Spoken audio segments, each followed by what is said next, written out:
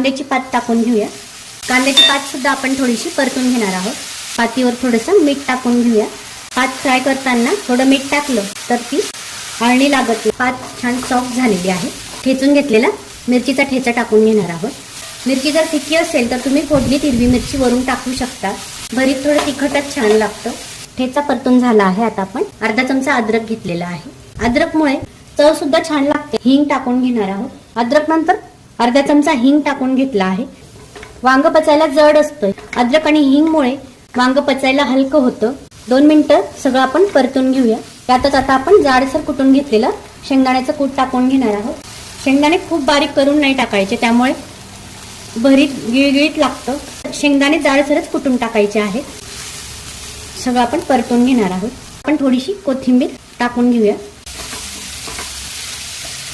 वांगी टाकून घेऊया। मीठ, भरीत आपण